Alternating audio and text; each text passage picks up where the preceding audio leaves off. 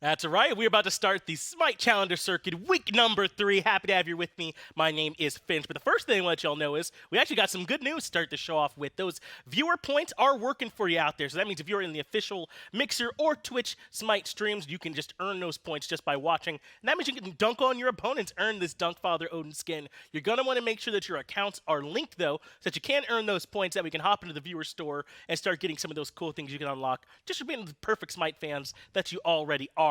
Now to take care of some of the heavy lifting about how the day is going to flow this time, things are going to be a little bit different from some of the other SCC broadcast weeks that you guys may have seen. First thing to let you all know about is that some of these games, they just were not up to the competitive integrity that we know that you all have come to know and enjoy from our Smite broadcast. So that's why instead of showing those semifinal broadcasts, we're only going to be showing the quarterfinals here this week. Remember, those are going to be best of ones, but they are also, you could say, maybe even more important matches, since these are the ones to determine who moves on to the group stages. Now, we can't show all 4 of those quarterfinal matches because, as you know, Big Time Rush was the subject of a competitive ruling earlier on in the week. That means that team has already been disqualified, and so there's no need to show their match. But don't worry, we'll bring those other 3 quarterfinal matches right to you. I know I've talked for a while, so it's time for me to go ahead and bring the other guy that's here with me on the desk. That's William Gormizer Newberry. Gore, how you doing, bud? I'm good. I'm excited to be able to kind of see through it. Like you said, today this is maybe the more important matches because it's showing who's going to fill out those group stages, who we'll see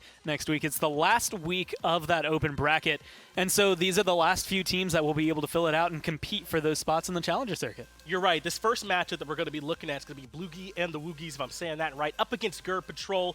And Gore, I don't think that we're breaking any news stories by saying that Bloogy and the Woogys are favored here in this matchup. Yeah. These are names you'll certainly be familiar with them, whereas Gurbpatrol, not really teams that I know quite as well. We've been around Smite Team for a while. Not names I would say I know quite as well. So I would just expect on paper for Bloogy and the Woogys to do better. Yeah, they definitely, their roster as a whole, I mean, you've got Gamma, molluskk, Crimson, Dingodile, and Halfghost, like guys who have been playing at this level for a long time and successful at it as well. But that's the glory, I think, of open bracket. And it's kind of a coin flip. You come into it, and this is the last week. I mean, if you're Bloogy and the Woogys, you've been in the bracket every single time. This is your last chance to qualify, and it's maybe your best chance, but at the same time, that has to maybe harp on you a little bit to give a little bit more of an opening for Gurbpatrol.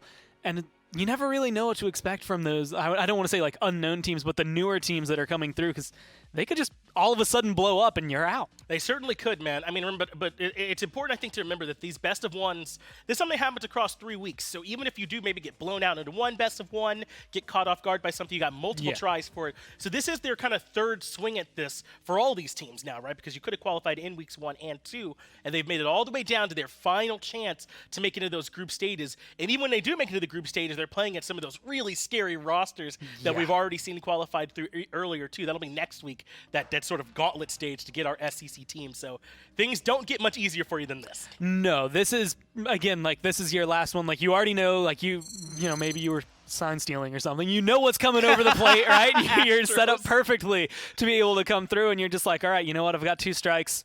This is the one where I just knock it out of the park, or at least try my best to be able to get forward. It doesn't really matter what happens to you in the semis. That's going to be seeding that goes into those groups. But this is the, can we even make it that far? Can we get there? Yeah, these are the important matches that we're about to start off with now. Let's get into the picks and bans. And one more time, these quarterfinals are a best of 1. So if you don't win it here, then your chances are done. Didn't mean to rhyme there, but hey, the rhyme ended up happening. It always works. Sometime, I'm expecting these picks and bans to be fairly standard. Things like the Yamoja, the Heimdalls getting banned out. Yeah. You know, we've had some conversation about maybe Heimdall being a bit overvalued. Where do you kind of come down on Heimdall's current value? It's really weird because he has some good matchups, and I feel like he fits into a lot of team compositions just so easily. He slots in. But I don't know if he's first ban. Like, I think if you're Bloogy and the Woogys, you don't necessarily, or you're not scared of him. You pick him up if he's open. Maybe you just ignore him. If you really don't want him, then I think you can maybe push him down in your ban phase, have him be your third. But I don't think he has to be like the go-get right off the bat, get him out of here. I feel like Yamoja, Persephone, as well as Camazotz kind of take that precedence for me. Bloogy and the Woogys, though, going to pick up Kukulkan, largely considered... Yeah, he's also really good. Yeah, one of the best mid-mages currently right now. That mana build so popular on the Kukulkan. He does it quite well. Merlin, though, also pretty strong in his own right, can be picked up on the other side. So far, these drafts make a ton of sense. Morrigan, so strong right now. You got to get her out of there. Yamoja as well. But Xing Chen going to come through. Largely thought it was one of the strongest supports right now. So these picks and bans make a ton of sense. Fairly standard so far. I think, honestly, what we've been able to come down on is the fact that there's a lot of viable gods in Smite right now, and that makes me really happy to be able to go through. I will say Kukulkan does tend to shift. He's a power dynamic in and of himself, and you are going to need help in that mid lane. Like, even though Merlin can hold his own against him, and I think, admittedly, when it comes to late game, Merlin could maybe do a lot more in terms of getting kills that are multi-kills, like finding double kills, triple kills, and things like that. Kukulkan's Tornado is ridiculously good. His Objective Secure is ridiculously good. If he hits a god with his ult, it can very well erase them from the game.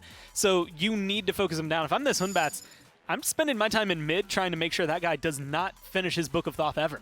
It's a good idea. I mean, Unbots can create some problems for the Kukulkan as well. It doesn't have a ton of escape options, and Unbots can track you down a good bit in the back line. The aggressive Horus pickup gives them a nice aggressive support to go along with this Jing Wei. But I don't know, I feel like Jing Wei and Kukulkan kind of want to take a little bit of time before they really start to come online. Yeah. It feels like they're really going to be relying on this Horus, that whatever they pick in the jungle, to kind of keep them out throughout that early to mid game. Yeah, keep them alive, keep them afloat, and keep things just swimmingly, I guess, for them. And then they hit, 15 minutes, and they're like, cool, I've now got 4 items online. That's sick. I'm ready to go. We can fight whatever we want. And that's where big rotations, again, from Hunbatz to slow that down, make that 15 a 20-minute mark instead. And that's, I think, Gurbpatrol's best fight into controlling the game and controlling objectives specifically. Fire Giant fights if Kukulkan's there, you might as well give it up. Yeah, I mean, Merlin does a lot of damage on it, but it's just so hard to contest a Kukulkan. I love this, though. They've got a ton of setup now for this Kukulkan, right? The Amaterasu, the Dodgy, and the Horus. You've got to use beads on almost all of those guys, and if you don't have them up, the Kukulkan's going to shred you for it. So I love this combination. Meanwhile, Gurb adds on this Jormungandr to put over into the solo lane, too. There's a lot of hard hitters in this game. I think a lot of it will come down. Rotations from Ama and Jorm and where they end up will be huge as they transition. But the jungles, I think, control the pace more than anything. They are the ones that will set up those kills and either get their mid laner ahead or have them fall behind. Well, let's see if those junglers are the ones that are going to dictate the pace here. Bloogy and the Woogys up against Gurbpatrol. Let's start game number 1. Thank you, Finch. It's game number 1 about to kick off. Ryan Aggro Bailey joins me on the call with Doug, of course, spectating for us. Ryan, these are so important matches for all of these teams. We've watched the semifinals the last few weeks, but this is the third and final chance for these guys to qualify into the group stages, and then you have a full group stage to work through next week. But this is a big matchup. Do you kind of agree with some of the narrative that they were talking about on the desk, that just kind of on a base level, Bloogy and the Woogys maybe are favored in this one? No doubt in my mind. I mean, you look at the level of player they have. Gamma has been around the Smite minor league scene for a long time. molluskk has tried his hand at the Pro League and found some success there despite not being able to stick on that LG roster. Crimson was on that hype unit team last year that made a ton of noise at the group stages. This is a team that I expect to do very well, not just here today, but when we make it to the group stages next week.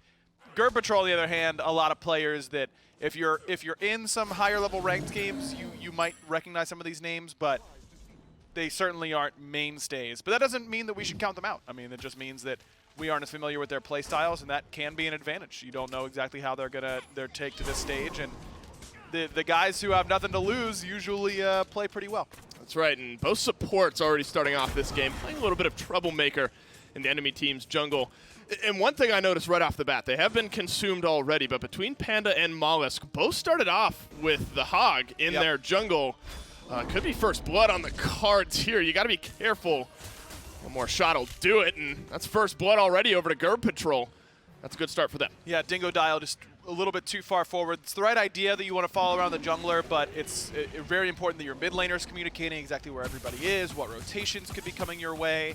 I don't know if Crimson doesn't let him know that Khaayz is on the way, but honestly, Pandaa didn't need that much help in the first place. Dingodile just a little bit too greedy with the positioning there. Well, sort of back to that thought on the Hog. Yeah. Why might junglers opt into something like that? Yeah, it's something that we haven't seen a whole lot of, and something that, especially at the high level, the teams that you expect to really be taking the group stages. The Cynos team, they do a little bit of a weird start. I can't remember if Cynos starts Hog, but they do the start that molluskk actually did, which is where he starts purple and then rotates over towards the right-hand side after that. It's an interesting beginning. I think the Hog is there as the insurance on if you're going to get invaded, and I think that teams have rightly identified that forcing the enemy team to buy Hog is a win, even if you don't get the buff itself anymore. You can still achieve the normal scenario. Stealing the buff last year was best case scenario and a low percentage chance. It was really just there to force the jungler to take some poke damage, know exactly where they're going at all times. And I said it a lot last year, but the usual phrase is we are trading our least valuable farm for their most valuable farm. Junglers are the farm that you care about the most in Smite. So it still works in that way, and still forcing them to spend 100 gold and get that Hog ends up mattering in the end. Well, both junglers opted into it, so I guess even on that front. It is Pandaa, though, who assisted in that first blood, as BaIerion grabbed the first blood in this game, so a slight lead there in the jungle. And kind of interestingly enough, we've seen this meta shift around a little bit at the start of Season 7, where supports had been hanging out with their laners in this long lane for a little bit longer, but they've just kind of abandoned that for a bit of jungle invade. Yeah, this is how it usually goes around here, Dave. There are changes, and everyone's saying, so okay, dual lane's coming back. And then hunters complain that they aren't getting all the farm in the world anymore, and that they need it. And then mid laners. There's no bias in this, right? What, me? No, never.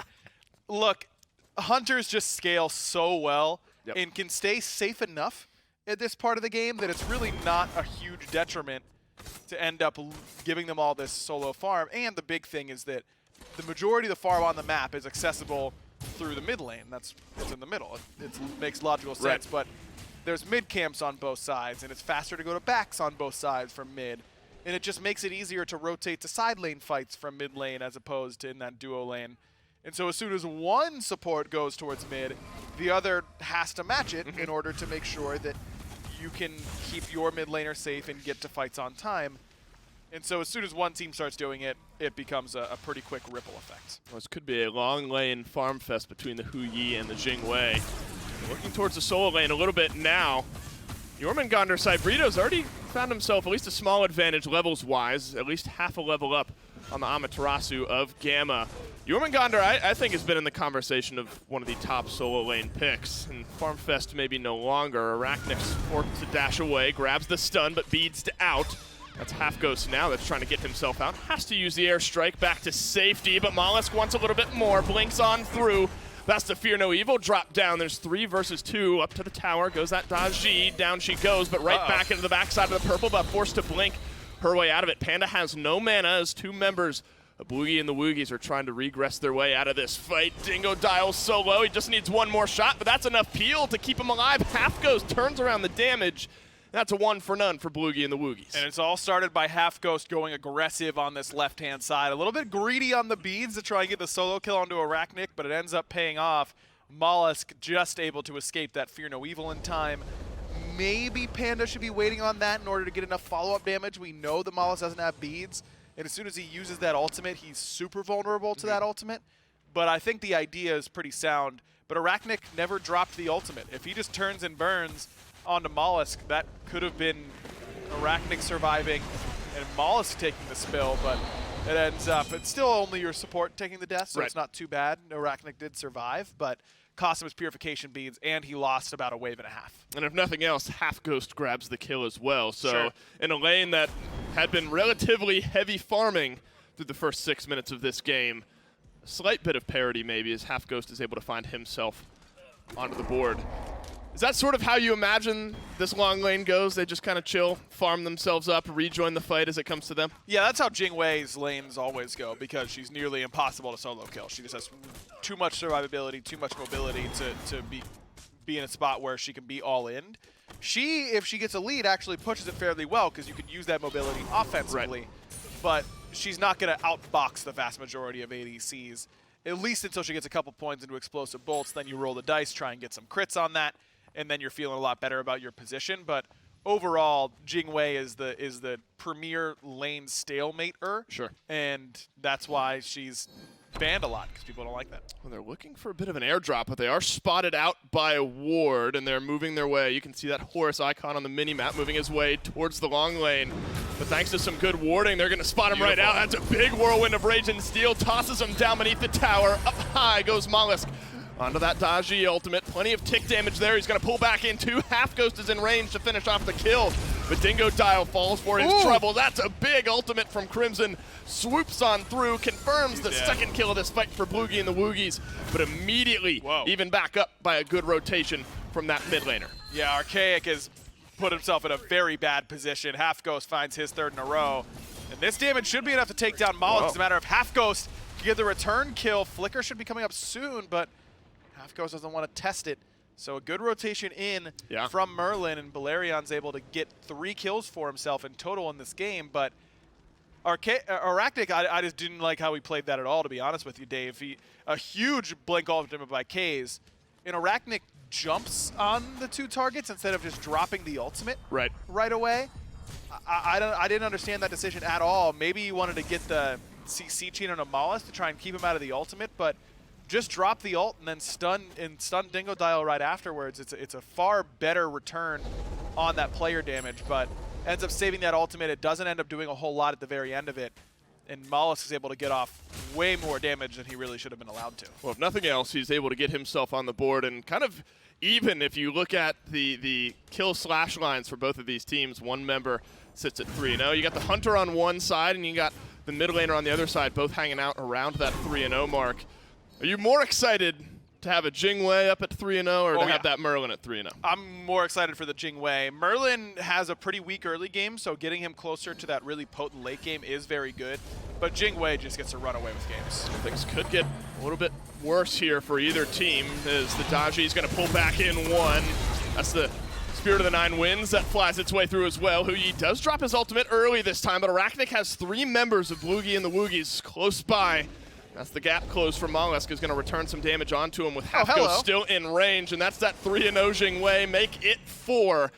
That's a great fight there for Bloogy and the Woogys. They grab themselves 2. I like that rotation in from Arakhnic quite a bit. I think he played that one far better, but it just ends up being that he's a little bit behind at this point, and Halfghost is a little bit ahead. But a really good ultimate that time by molluskk, using that CC immunity to get out of the Fear No Evil, and gets the shot onto Pandaa. You're hoping that he can pull BaIerion's beads out at the same time, but you take the win there either way. Well, this is tough. I mean, even if it's just a small moment in this game, Cybrido rotated down maybe for some last-moment assistance there. Ended up losing his blue buff in the process. So kind of the first time we've seen some solo lane presence outside of just farming, and you don't find much for it. It's a tough rotation to make because this is kind of the feeling that you get at this level when you look at the Jing Wei at 4-0 at this point, level 11, and you have to think to yourself as a solo laner, I've got to get over there and make a play. I've got to try and go and help out on this Jing Wei because no one else is going to be able to do anything against her, and frankly, I don't know how much Cybrido can really do, but at least it's going to be another body in that team fight. You try and get that momentum back in your favor, but the fight was already over. And you can already see Gamma. I mean, we talked about whether you're more excited about the Jing Wei or that Merlin, as Spirit of the Nine Winds does not find its target this time. As blink forward from Xing Qin, doesn't find much, just a little bit of damage on his back out. But Gamma's already building himself into some magic defense and a little aura around it as well. So the more he sits on that Merlin, the tougher it is to have an impact. Exactly, and Gamma's doing largely the same thing that Cybrido was doing, recognizing what is happening elsewhere on the map. It's just that he's realizing that BaIerion is the main threat right now. Gamma now is going to try to make some of that lead to use, and magic defense, and works out this time for him, finds a solo kill onto BaIerion under that tier 1 tower. Pandaa looking for the kill, but the peel is there. The long lane is there to help from Bloogy and the Woogys, but Cybrido into the World Serpent is going to crash down, find a couple, and maybe a little bit more. If nothing else, he's making them turn their head, but Gamma, in the meantime, has finally been cleaned up by Pandaa, but Cybrido's bit off a little bit too much here. Rampaging now is this Jing Wei. You grab yourself a 2-for-1, and the lead extends. And level 13 at this point, this should be a pretty good Gold Fury pool because Crimson has just gotten that ult back up after the fight in mid where he used it there. Going to be the best secure in this game, so this one easily goes their way. This is all about fighting on this left side of the map. It's the perfect rotation in from Gamma maybe a little bit early because he doesn't have any physical protection and that tower does a number on him, but he's able to take down the largest threat on the enemy side, which is that Merlin up until this point. And then they immediately fight around that left side, fight around Halfghost at all costs. There's no reason to take any fight without your 5-0 Jing Wei, who's already pretty close to Rage at this point, I'd imagine. Highest net worth by quite a bit. I mean, he's up a lot of gold on Arakhnic. I mean, that is tough to fight into for sure, especially against the Jing Wei, who, like I said, it's nearly impossible to solo kill her, but she can solo kill you because that mobility really lets her catch up to anybody. Well, it seems to be working out here for Gamma as well on that Amaterasu, and itemization I think has been good for him to start off this game. But I've kind of liked the conversations we've had around the solo laners as another solo lane fight breaks out right near the blue buff. Cybrido so low. World Serpent ultimate not up, and Gamma grabs himself his first kill of the game, but that lead extends even further. Maybe that's a good segue into Amaterasu and sort of where she lands in this current meta. She's not a lane bully by any means, but she got a lot of play towards the end of last year because she didn't concede the lane nearly as hard as she used to. And Dazzling Offensive is still an insane team fight ultimate. Her aura is still absolutely nuts. I think that we're seeing a lot more Kukulkan these days. People want to play the pressure gods. Ama's still in a perfectly fine position. I think she's still very, very playable in this lane, especially up against a god like Yorm, who isn't going to solo you either, kind of a lane stalemater, just like Jing Wei can be. Yep. Give me that free farm, baby. Ama's going to do a lot with it. Well, I know a popular item in the solo lane has been that Blackthorn Hammer, but Gamma's moved right into the Frostbound Hammer. Slow down whoever she's jumping on top of, and that's a Pyromancer for Bloogy and the Woogies. You like that itemization from her? I do. It's very hard for a god like Merlin to ever get away from a Frostbound Hammer character because, yes, he has Flicker, but it's not a very long range, and certainly that Glorious Charge will do it. Well, as even as this lane has been, the parity is starting to grow a little bit further. Both, or actually rather, the only ultimate used here is from Arakhnic. Grabs the stun, but that's an aggressive beads. One more time from Halfghost. Airstrike moves him through, but he's going to be able to land back just a little bit. That's a good knock up, but a dash from Arakhnic. One final shot maybe, but Dingodile, he's plenty there in time, and Arakhnic falls for the third time this game. Yeah, not a lot to go over here. It's a level 15 Jing Wei up against a not level 15. Break that one down, right? Oh, yeah. I will say that if you're gonna need to use the ultimate either way, no reason to beats. As soon as he turns around to ricochet you, you can just airstrike, gives yourself CC immunity, and catches you up. So losing the beads there is relevant. Watch out, Crimson. Plenty of return damage. Spear to the 9 wins. Good job. Doesn't connect for that much damage. Pandaa leaps up. The idea was there. The kill is not. That is another kill onto the jungler of Gurbpatrol. Now fighting under tier 1 tower. Dodgy looking for some connection on those chains. Does grab one. No beads this time to save his life. BaIerion, for the second time this game goes down, and this Dodgy finally on the board. Meanwhile, this tier 2 tower on the left-hand side is going to be absolutely toast. This is just Bloogy and the Woogies having a massive lead across the board. 13,000 experience is an awful lot.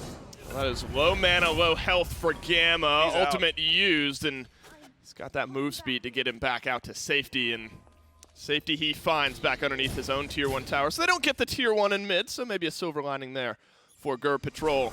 But at this point, if it's Bloogy and the Woogies, I think that this is just methodical. Let's get down these big map objectives, maybe group for the Fire Giant, group for Fury at some point. Let's just see this one home. This is, we've seen bigger gold leads at 15 minutes at this point, but experience is what really matters. And 13,000 experience is a massive gap. It's a lot of it is on Halfghost, but it's not all there. You've also got 4 levels for Dingodile, 3 levels for molluskk. I mean, and 3 in solo. Yeah.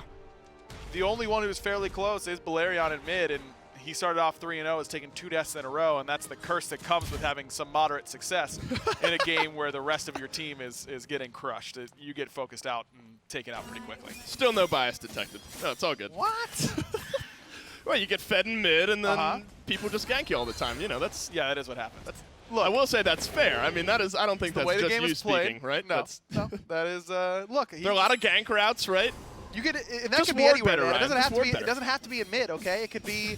you play an ADC and you get fed and then everyone rotates over, it's the same thing. I feel for that player just as much as I do BaIerion. Well, we're feeling for BaIerion here. He's dropped to 3 and 2. That is Fury started. Oni this time for Bloogy and the Woogies. Pandaa in range, maybe looking for a steal, but instead just finds about 3/4 of his health missing.